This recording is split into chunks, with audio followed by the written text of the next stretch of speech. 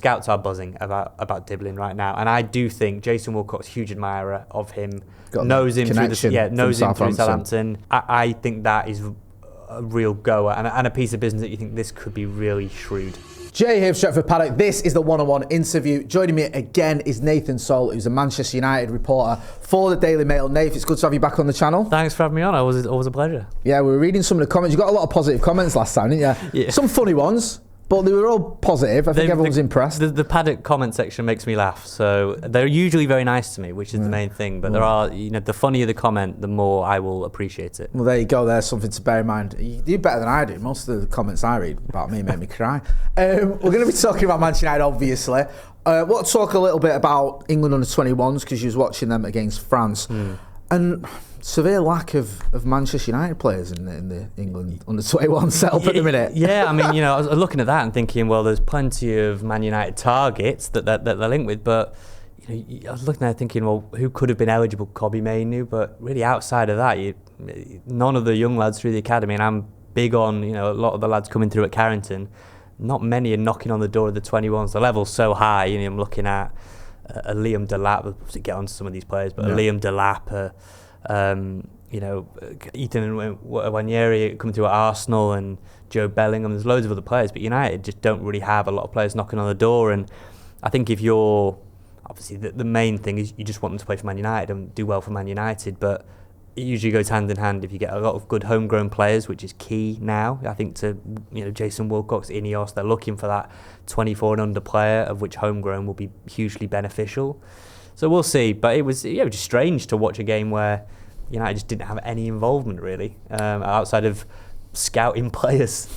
Is that a concern of yours at all, or do you look at it and you go, okay, we have got good young players, we know that the under-18s in particular do very well, we have got players who, like Chido Obi, for example, who plays for Denmark, so we've got good young players who are either not quite there yet in terms of age or whatever, or play for other countries, or do you have a little bit of a look at that and think it's something that maybe we need to be mindful of? I think most fans would say they simply care about what happens in the red shirt at Man United, but it just is strange to me where you see these other teams have got a huge production line of players that are in and around most of the England age groups. I mean, Toby Colley was in the under-20 elite level squad. It was about as good as it got, really. I mean, Mount, we were saying before we came on, maybe he can get into the senior team under Tuchel. Mainoo as well, you would expect to be there. Shaw looks like he's been phased out now with others coming in. So it's just strange, and I think it's kind of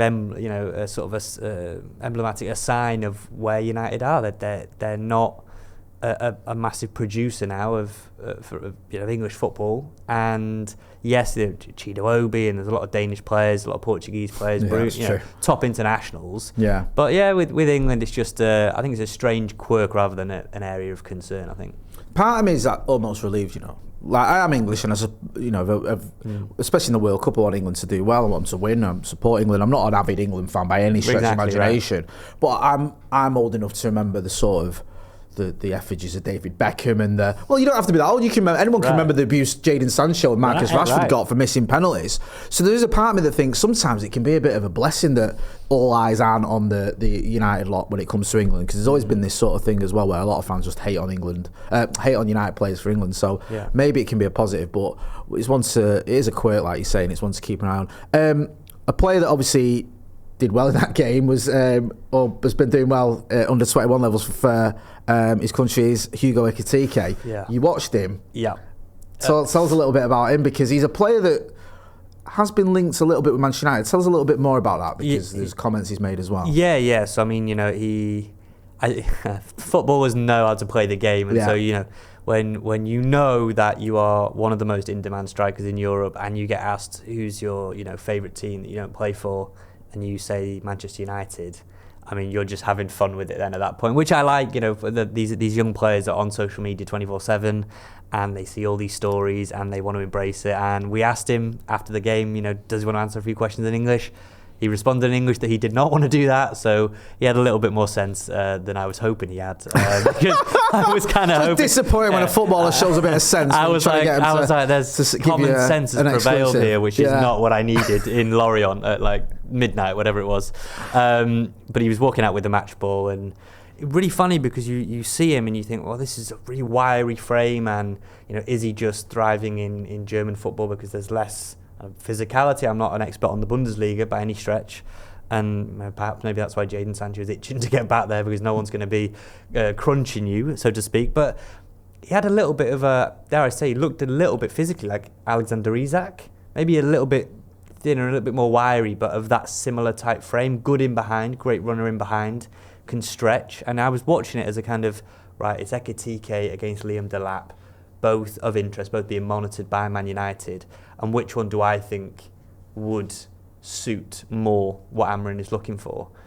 And I think Ekitike showed that his all-round game is quite versatile. I'd say he's probably better in the box, whereas I think Delap actually offers more as a runner in the channels in behind. And so I can see the merits of both. But yeah, as a finisher, I mean, you look at the finishes, the positions he gets into, similar in a way to Højlund, but just the movement was so fluid and good. And unfortunately, Man United are not going to be the only suitor for Ekitike this summer. He's a fabulous footballer who, if he adds a bit more muscle, and not a lot more, I think for kind of that Isak level physique, I think he could be a real force in English football. Because we do see with certain players, and Isak's a good example, where they look almost skinny, but they're quite strong, they're very quick, and they've got the great balance as well. I remember chatting to someone at United recently. We were talking about Lenny Yoro and kind of how I remember watching him against Nottingham Forest, and he got bullied by Chris Wood that day. And that's a tough assignment, as we found all season for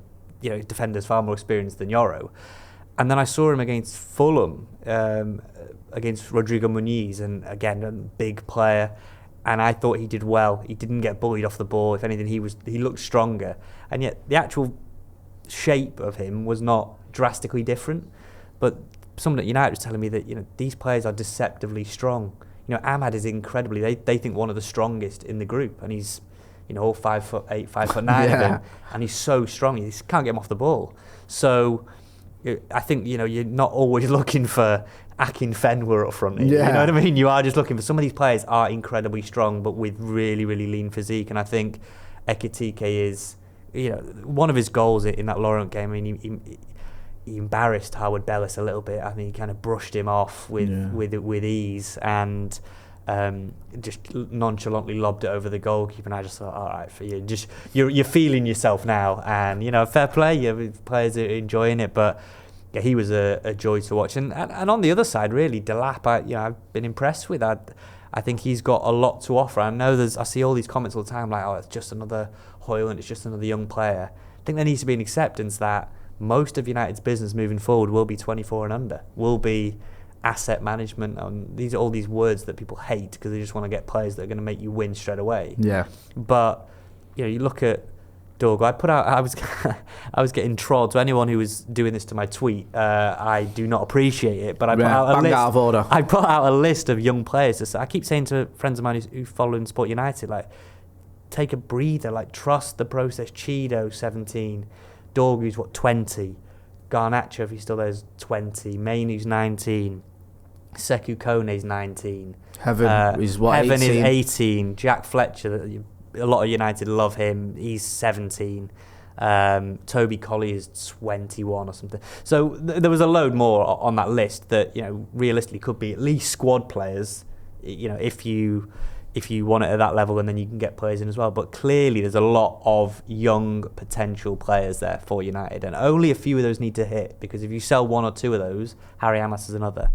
If you sell one or two of those for pure profit, as they call it, that's hugely important to being able to strengthen your squad down the line. United have had a terrible record of selling anyone for a profit. Tell me about it. Since Dan James? That's probably the last one I can think of. It keeps coming up, Dan James, on this channel, because it's the only one that's the obvious one. The only one I can think of. I wish I could give you another one, but I actually can't. There is not another one. We are shocking when it comes to selling players. And I was speaking to someone, and they say, well, look, Man United are always going to sign players at a high price point, and typically, they're not going to go on and appreciate in value because they're already at such an elite club at Man United, which I do get that previously, but now it seems like there's been a clear shift, and people like a Liam Delap, if they get relegated, or another player we'll get onto shortly at Southampton, players like that are valuable, 40 million now, but they could be worth 80 million. And I think that's the way Wilcox Fletcher, Vival, other people like that are looking at squad development now. Yes, you are going to need, as I was saying to Joe when everyone was panicking about January. You were right. I think you've already been proven a bit right on this front, to be fair. Slow it down. Look at Dorgu. I think we see night and day with respect to Dallo or anyone who's played on that side, Mazraoui. Dorgu clearly gives you a lot of balance, been one of the better players in almost every game that he's played.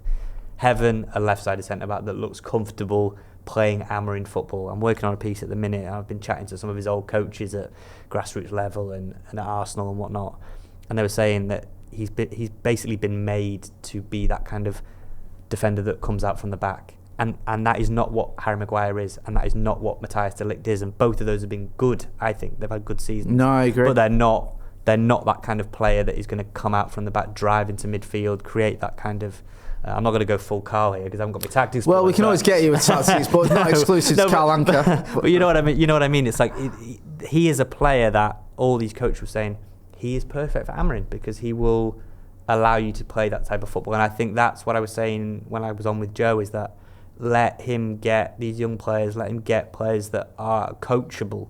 Because sometimes I think some of these older players, unfortunately, not at Man United, but I remember hearing a story about another team in the EFL, and we're talking about trying to change the coaching, and this was where they wanted to put on vests that could track the data, and there's this defender in his 30s who said, I'm not doing that. He said, I've got this far in my career without you checking how far I'm running and what my heart rate is and all that. He said, I'm not doing that. No. And he was gone in the summer. Yeah. But he was just I'm not moving with the times. You're not going to change it. I know what I can do. I know this is my level, this is my ceiling.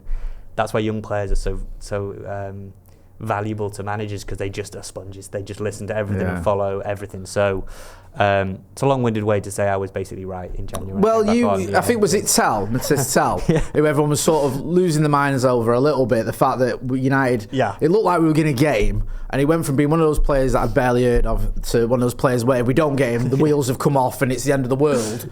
And then when he went to Spurs, everyone was like, I can't believe Spurs have got him and all the rest of it. I think, did he score in, was it his first game maybe, or his first start, but hasn't done much since? No, and he was in that France under-21 game. He came on, he looked fine.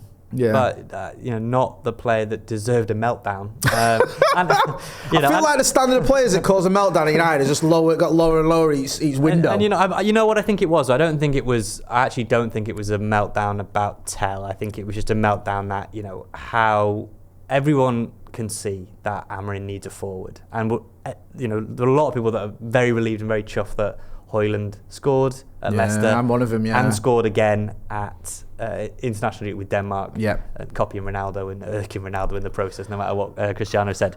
But everyone's happy about that, and everyone's happy that Xerxes has sort of found a position. But realistically, the goal threat still hinges on Bruno Fernandes and Højlund, who's just about trying to get his confidence back. So everyone could see he needs a striker. You haven't got the funds to get it. All this talk now about getting rid of 10 players, and that will clear up this amount of wages and that amount of wages, and wage bill will come down a little bit. And there's a lot of change, a lot of moving parts. And I remember the first time I was on, I think I was talking about, if you want Amorim, you're going to almost drag him out of there, kicking and screaming. And you're saying, we want what you've built. You've got to give him the time and keys to do that. And right now you've given him 2 players, an 18-year-old centre-back from Arsenal, academy, and a wing back from Lecce who got a bit over exuberant and ended up getting a red card. So he missed 3 games, but you haven't given him a lot. You haven't given him much rope, really, and he's on course to potentially win a European trophy, get back in the Champions League. So some of the comments were saying it needs to be better. Take a break a little bit. Let's judge him next season. Let's see how the summer goes. Let's see if he can improve players as well, because it's taken a bit of time, but De Ligt, I think he has improved. No, I love De Ligt. A lot of critics at his former clubs, people at Juventus that you speak to, couldn't wait to get rid of him. Bayern, sort of similar, but I don't see why. He works incredibly hard, warrior-like at the back. 100%. Maguire, I think, has really turned it around, and had done a bit under Ten Hag, but he's improving. Heaven is looking great, and I think he's being coached really well. Candido and others on that staff. Dorgu, like the look of. Mazraoui's been a solid signing, and so I don't know. People hate when I say this, but just trust the process a bit. My mates absolutely hate that. When I'm in the WhatsApp, just saying, like, chill out. We're losing to whoever, and I'm like, just chill out, lads. It's don't worry about it. You know what? I agree with you. And I, as a fan, I can sit here and I'm 100% in agreement. Give Amorim time. Just understand where he's coming from, what he's inherited, what he's got to work with, the fact that he's trying to change things, this new system, the fact that Marcus Rashford hasn't responded to him the way he wanted, so he's had to move him on. I get my only concern is Ineos. Are Ineos going to trust the process? Now, I'd hope they would, because they brought him in and they got rid of Ten Hag, who, despite his faults, had won 2 trophies in 2 years, and it's like, this is their guy. That was my main concern, because the Dan Ashworth thing rattled me a little bit, where I was like, if, say, for example, United were to finish 16th and not win anything, would Ineos, I wouldn't think they'd get rid of him in the summer, but would they be sort of doubting him or losing faith in him a little bit? That's my only worry. They're very difficult people to please and to predict. Yeah. And thankfully, I don't have to do the first one, and the second one I do, but I don't know.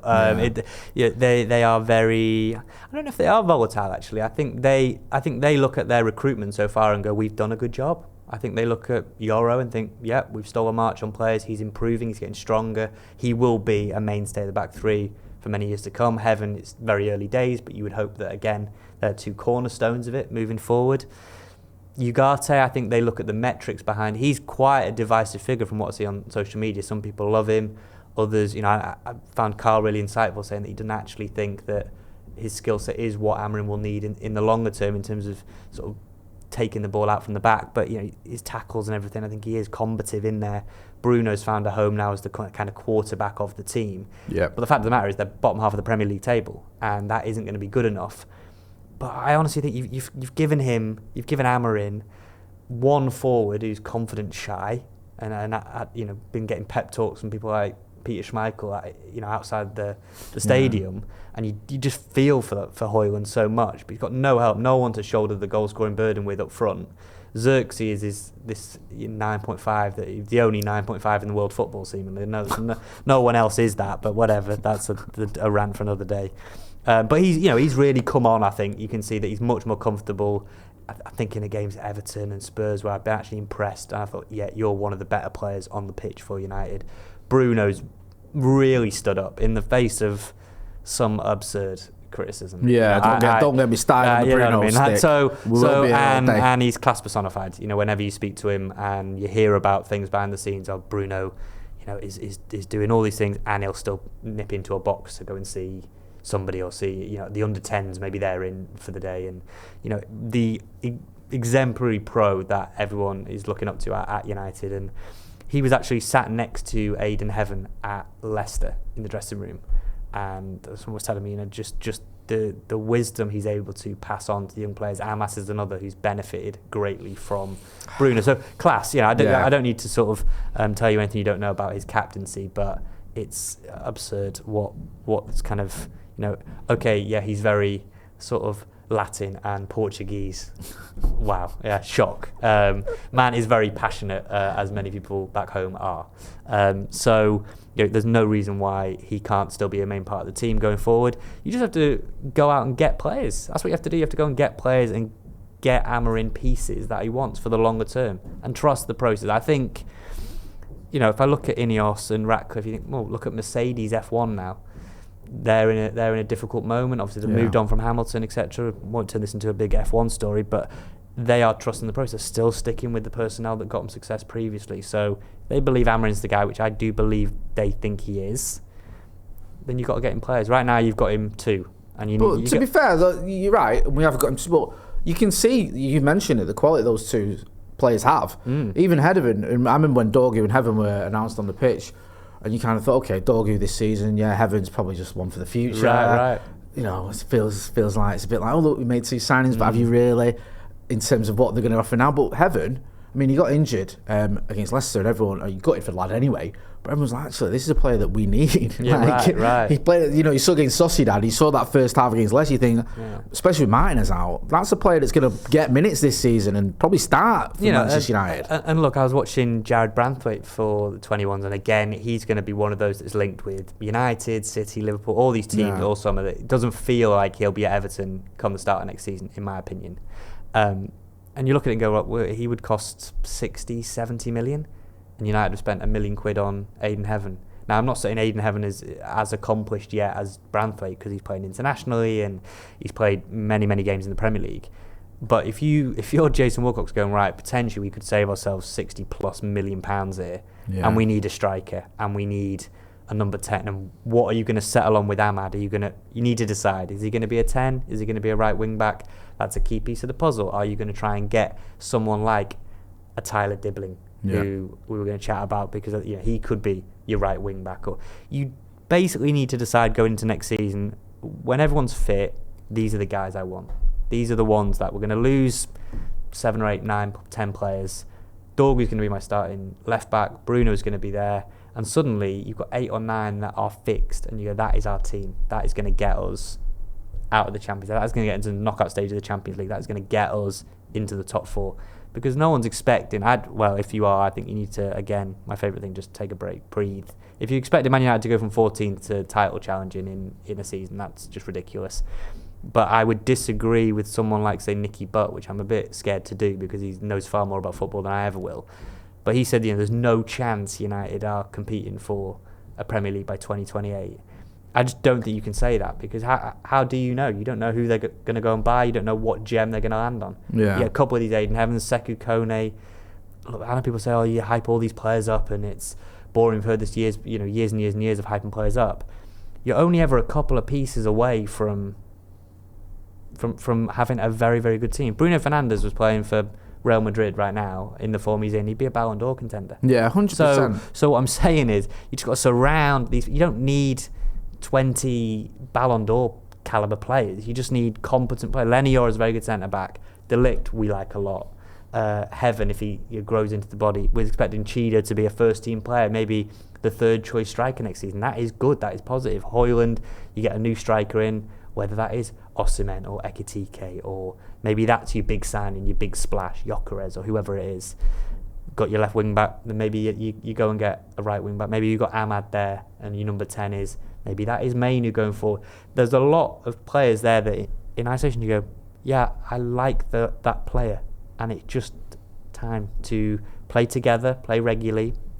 What lastly I'll say is that Amari Hutchinson, who is at Ipswich, I'm not linking him to Man United, by the way, quickly, before anyone starts aggregating. There you go. But he was saying about England's under-21s, like the first time we played together, and we were asking him about, you're leaking goals, you concede 5 to France, you concede 2 to Portugal, could have been more. And he's like, you think it's easy to just put great players together and it'll all just work seamlessly. It doesn't. And they were playing a back 3. They were trying to adapt and move to this back 3, and the wing backs were just getting slaughtered. It was wingers, Philogene and Hinshelwood or whoever, Alex Scott, whoever it was. And he was saying, like, it just takes time to build relationships up. Heaven and Dorgu to form a partnership, get that telepathy going again. Yeah. And it's hard to do when you're chopping and changing suspension here, and this is a kid from the academy, he's just come in, and everyone's a little bit quiet, trying to. No, it takes time. So let's get a pre-season under the belt. Let's get some players, and then come next season, maybe I'll come on and you'll have a giant slice of humble pie there, and you say, Nath, you were talking rubbish, and we should have cut bait a while ago. But I don't think that'll be the case. I think the chances are I'll be able to come and gloat. And I hope so. And I love nothing more if you can come and gloat in the summer or next season. Then I'll be happy. I'll be gutted if you're eating humble pie I got it wrong. It's been a disaster. I'm a big believer in you've got to allow things to be built out.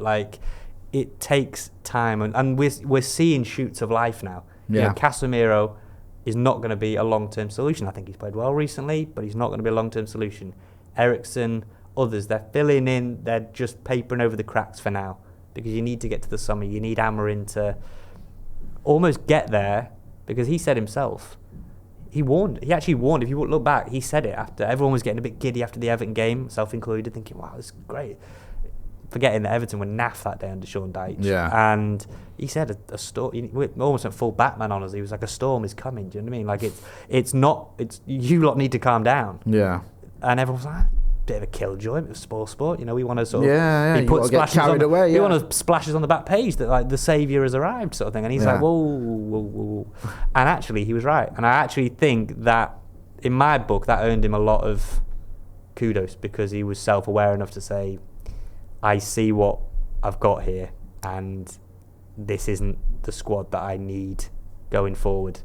And I think we've been proven with that. But let's see. If for him now, it's all, forget the Premier League. I would actually cater my entire season now around the Europa League. You mentioned Ekitike, you mentioned Delap. Do you see either of them two ending up at Old Trafford? Do you think there's one that's more likely, or do you think that we might have to look elsewhere? I mean, it feels like Delap is the more likely, because I think it's probably a shootout between United and Chelsea for Delap. Ipswich, I expect to get relegated. They feel a bit to me like a Luton Town, quite fun, but just concede too many goals. And so I think they go down. I think Delap moves on because he has got ambitions. I spoke to him at St George's Park. He was quite coy and tight-lipped when I said, have you got your eye on the 26th World Cup? That's got to be the motivation now. Essentially, behind Harry Kane, there's nothing locked down. And if you get in the spotlight of a Man United or a Chelsea, with respect to Ipswich, that is huge for Tuchel. We'll have to watch you then regularly. So I think he is a solid option that, homegrown. Then you would have a player in the English ranks. And then you look at Ekitike, very expensive. I think Eintracht Frankfurt would want a lot of money, which has seemed in short supply at Man United. I don't know how many more packed lunches they can get rid of to afford Ekitike, but he is expensive. But sometimes you've got to speculate to accumulate. If you think he's the guy, and would you rather make 3 or 4 okay signings that'll be all right for Man United for a season, 2 seasons, or you think no, Ekitike is our guy for 5 years? These are what recruitment. This is what Wilcox and that have got to stake their reputation on. This is what they. Well, this is it. This is the reason they're in the job. And this is what It's a difficult problem to solve, but it's solvable. And this is why. For sure. 100%. There's another couple of players I want to ask you about before we go. Rayan Cherki, the kid from Lyon, who we're going to see against United soon, and we can get in there early because if he has a good game against United, then you can guarantee the rumours are going to turn into, just going to spread like wildfire. That's it. United are in for him. We've got to get him. Amorim's impressed. It writes itself, Nath. Looking at it right now, do you think he is a player that United could be in for and could do a job at United? Fascinating player because talent-wise, one of the best I've seen in a while. Live, mesmerised by what I saw him do against England under-21s. And I also don't want people to discredit that as an under-21 game. England's under-21s had Adam Wharton in midfield, who is regular for Palace. Elliot Anderson, regular for Nottingham Forest. Liam Delap, Harvey Elliott, players that are regularly playing the Premier League. So let's not discount, it's a 21s game, it's basically youth football. No, Cherki took the mick out of England that day. He was...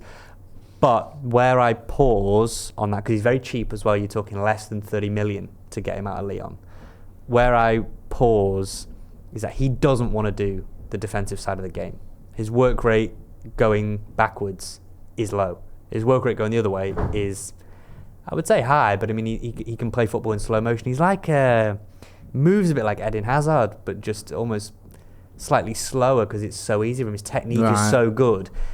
Very street baller vibes, FIFA Street-esque, like skill, nutmeg here, flick here, but it's effective. 7 minutes in, he had 2 assists. And I was kind of thinking, he's just looped one over the top to Ekitike with ease, just looked up, flicked it perfectly, and just unbelievable player. And I know some people were in my reply saying, "Oh, we're getting excited about a flick now and a trick now." But, you can't do anything, can you? I can't do anything. That was good. No, what? Oh, right. So you think he's the best player ever? I can't do anything. Shut up. I like my favourite thing with people, like when I'm at these games that not many are at, and people say, "Oh, so and so is playing in this position." I'm like, it's happening right in front of me. He's not. So get out my mentions, basically.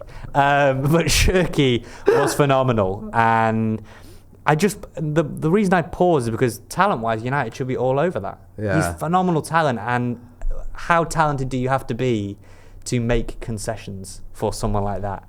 I don't know if that is Amorim's MO. For someone to go, you're not going to do the defensive side of the work as a 10. And are we going to have enough to cover you? When you're bottom half of the Premier League, can you afford a luxury player like that? And let's not forget that you're asking yourself, why has a player this talented not been picked up before? Yeah. Why has someone not gone for him? There's whispers about his entourage very difficult to deal with. I know Lyon's ownership have been begging for him to get a new agent and going public on Instagram, #NewAgentPlease. That was actually what the Lyon owner wrote about Cherki. So very, very difficult to deal with. Is that a problem United want to take on? We've seen players of yesteryear that have got reps that are not the easiest to negotiate contracts with and various other things. But from a talent perspective, United will be honing their game plan in around him because he is, the top assist maker in Ligue 1, top assist maker in the Europa League. I think he's on 21 assists so far this season. For club and country. I mean, he could end the season with 30 assists. That is insane. Ridiculous. That is ridiculous. That's mental. And whatever you think of French football, you're not going to be saying the same about the Europa League. So if you want to discount our Ligue 1, well, he's number one in the Europa League as well. And we all know that the Europa League is the best competition. Right, but but if he's the best in class in the Europa League as a provider, as an assist maker, let's have a look, because he's phenomenal. And I know a lot of people won't be watching him week in, week out, but you see how motivated he is in that game against Man United, as every player is. But talent-wise, that'll be a real... Him versus, say, I don't know who you put on him, a Fernandes, a Ugarte, whoever it is, but he drifts as well so much. He's like, 1 minute he's on the right wing trying to humiliate that full-back, and then he'll move over to the left side and he's just like having a laugh with his mates. He plays football like he's just sort of playing on the street with his mate. It's refreshing. We'll knock that happiness and having a laugh out of him. We'll get him at Old Trafford, get him booed after he's had a bad 10 minutes. Yeah. So he ends You'll up unveil him when you're 3-0 down. Against Nottingham Forest. This is what we do, and we'll soon get that out of him. No, very exciting player. I'm looking forward to, in a perverse way, because obviously, I'd quite like it if he has a stinker against us. But I'm looking forward to seeing him. Just before I let you go, one final question. You mentioned him earlier, Tyler Dibling. Yeah. This is, I know you've got an article out as we speak. He was linked with us. He's been linked with us sort of loosely over the last 6 months or so. I think I first saw him being mentioned, obviously at St Mary's. I think he gave Delo a few problems, and people going actually. And we've seen him play well against United, haven't we? Played well at Old Trafford. That's what I mean. He did. I mean, don't set me off on that, Nate. That first hour against Southampton is. I'll do everyone's head in because I keep going on about it. That was scary. It was. Statistically, the worst Premier League team ever. Almost. That was very scary. And they played us off the park for an hour. Yeah. He obviously was very good. Yeah. You think there could be something in this, Dibling to United? So he was in the England under-19s group with Ethan Wheatley, who did score against Wales, and there were lots of scouts there. United had multiple scouts there watching, and the word I was getting back, I've put in the column today, is that they were buzzing about Dibling, and his ability as a dribbler, as a ball carrier. Yeah. And there's been a lot of noise around Dibling. I think Tottenham are also very keen. Who isn't going to be? He's a young player, young English player that is a great dribbler. I mean, they are lesser spotted nowadays because often it's coached out of these players. Thinking like, dare I say, like a young Jack Grealish coming through, who's just like the ability to just don't go tell Adam past McCall of that. Bloody hell. The way you can go past... He still loves Jack Grealish, even though he's at City. The way you can go past players is refreshing. And United is built on wing players who... I'm not going to compare him to anyone of United's greats, but the wing players is what United fans love to see. 100%. That's why I still have a soft spot for Garnacho, because I know he's not sort of an out-and-out winger, but he still at least runs at people. Hey, that's what I was brought up on. I'll always defend Garnacho in that point. Yes, he misses a hell of a lot of chances, and that's the next step for him. Yeah. If he's going to still be around, which I think is up in the air, but we'll see. He is one that needs to improve his finishing, but Dibling. Scouts are buzzing about Dibling right now, and I do think Jason Wilcott's a huge admirer of him. Knows him through Southampton. I think that is a real goer and a piece of business that you think this could be really shrewd, because he is so young, and there's that thing of like, oh God, United will eat him alive, but because there was a thing when he was at Chelsea, the reason he ended up going back to Southampton was he was homesick. Homesickness was a real issue at the time, but I think he's self-aware enough to know that again he wants to be pushing for the under-21 Euros this summer, and that's going to be difficult with Southampton. And if you want to progress internationally, you can't be doing it very often in the Championship. No. So he's one to watch. I like the look of Dibling. I just think, could he be a right wing back because the debate I always have is if you have Dorgu, who is more defensively minded, at least, then you can get your winger on the other side. You can't end up with 5 defenders on the pitch. That is what drives various WhatsApp groups of mine mad when they see that. That is when I know my phone's buzzing. Before I've seen the team, I know that there's 5 defenders on it because no one texts me when there's only 3 or 4. So Dibling, I think, is good, and that was where I would have Ahmad then as a 10. That's where I think. But if you want to go with Ahmad as a wing back and you decide that Dibling is better as one of your 10s, I just think he's versatile, he's young, he's homegrown, tick, tick, tick, and is a player that is very coachable. So let's see. Watch this space, and he's I would say. a lesser spotted dribbler, which sounds like a bird. Yeah, thank you for that, Nate. I don't know what to say to that, to be honest. No, at that point, you got to just... You know what I mean? You can have that one.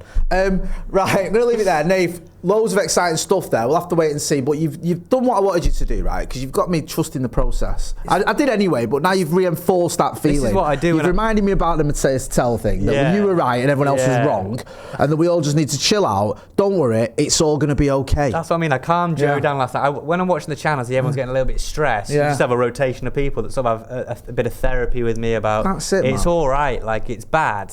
Yeah. But I'm just a bit of an outsider giving you some perspective. It's okay. Trust in the process. Trust in the process.